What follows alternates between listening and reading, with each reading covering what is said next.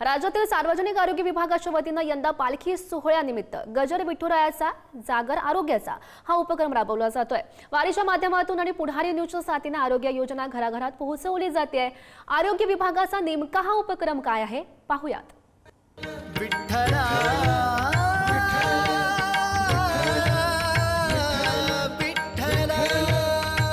बेटी लागी जीवा लागली से आस पाहे रात्रंदिवस वाट तुझी। रामकृष्ण हरी माऊली सार्वजनिक आरोग्य विभाग महाराष्ट्र शासन व मुख्यमंत्री सहाय्यता निधी कक्ष यांच्या संयुक्त विद्यमाने सुरू करण्यात आलेला आरोग्याची वारी पंढरीच्या दारी अर्थात आरोग्य ज्ञानेश्वरी घेऊन येत आहोत वारकऱ्यांच्या भेटीला आरोग्य संवाद साधण्याकरिता।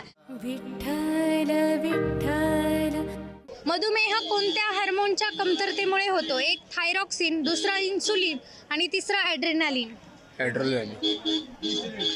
इन्सुलिन। तर या ठिकाणी या माऊलींनी अगदी बरोबर उत्तर दिलेलं आहे। तर माऊली तुमच्यासाठी दुसरा प्रश्न असा आहे की मच्छर टाळण्यासाठी काय करावे? एक उघड्यावर पाणी ठेवावे, दुसरं झोपताना मच्छरदाणी वापरावी, तिसरं दररोज फक्त फवारणी करावी। तुम्ही काय सांगाल? मच्छरदाणी वापरावी। तर या ठिकाणी दुसऱ्या प्रश्नाचं उत्तर या माऊलींनी बरोबर दिले। तर तुमच्यासाठी तिसरा प्रश्न, तोंडाचा कर्करोग कशामुळे होतो? एक फळं खाल्ल्यामुळे, दुसरा तंबाखू गुटखा बिडीमुळे आणि तिसरा थंड पाण्यामुळे। तंबाखू गुटखामुळे। तर दुसऱ्याही प्रश्नाचं उत्तर माऊलींनी अगदी बरोबर या ठिकाणी दिलेलं आहे। तर तिसरा प्रश्न तुमच्यासाठी, कुष्ठरोग पसरतो का? एक हो लगेच, दुसरं नाही सहज पसरत नाही आणि तिसरं पाण्याने सहज पसरत नाही। तिसऱ्याही प्रश्नाचं उत्तर अगदी बरोबर या ठिकाणी दिलेलं आहे। माऊलींसाठी टाळ्या। तर सार्वजनिक आरोग्य विभाग महाराष्ट्र शासनाद्वारे छोटासा सन्मान माऊली तुमचा होतो आहे। रामकृष्ण हरी राम।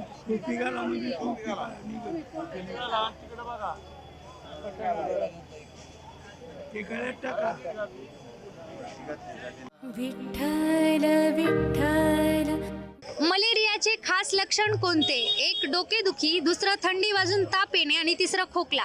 थंडी व ताप येणे। पहिल्या प्रश्नाचं उत्तर माऊलींनी अगदी बरोबर दिलेलं आहे। तर तुमच्यासाठी दुसरा प्रश्न, चिकनगुनियामध्ये कोणती लक्षणे ठळक असतात? एक केवळ ताप, दुसरं फक्त पुरळ आणि तिसरं तापासोबत तीव्र सांधेदुखी। तापासंग तीव्र सांधे। दुसऱ्याही प्रश्नाचं उत्तर माऊलींनी अगदी बरोबर दिलेलं आहे। तर माऊली तिसरा प्रश्न तुमच्यासाठी, डेंग्यूमध्ये कोणता रक्तातील घटक कमी होतो? एक हिमोग्लोबिन, दुसरं प्लेटलेट्स आणि तिसरं साखर। प्लेटलेट्स। तिसऱ्याही प्रश्नाचं उत्तर माऊलींनी अगदी बरोबर दिलेलं आहे। तर या ठिकाणी या माऊलींचाही सन्मान होईल। रामकृष्ण हरी। विठ्ठल विठ्ठल। तर माऊली सार्वजनिक आरोग्य विभाग महाराष्ट्र शासनाद्वारे जे आपल्या वारकऱ्यांकरता सेवा दिल्या जातात त्याचा लाभ होतो का वारकऱ्यांना? 100% जे आजारी आहेत, वृद्ध आहेत, ज्यांना छोटे छोटेसे आजार आहेत अशा लोकांनाही, आणि यावर्षी महाराष्ट्र शासनानं मोठमोठ्या तपासण्या आरोग्य विभागाच्या वतीनं, मग ते तुमचं ECG असेल, ट्रॉमा सेंटर असेल, अतिदक्षता विभाग असेल, या सगळ्या व्यवस्था सुविधा भोळ्या भाबड्या वारकऱ्यांसाठी राबवल्या आणि सगळ्या वारकरी मंडळींना, ज्येष्ठ नागरिकांना या सोयीसुविधांचा खूप मोठा लाभ झालेला आहे। आम्हा सर्व वारकरी मंडळींच्या वतीनं शासनाचे मानावे तेवढे आभार थोडेच। अगदीच। तर माऊली एक छोटासा खेळ म्हणताल तर खेळूया। तर काही प्रश्नांच्या द्वारे मी तुमच्याकडून आरोग्यविषयक माहिती घेत आहे।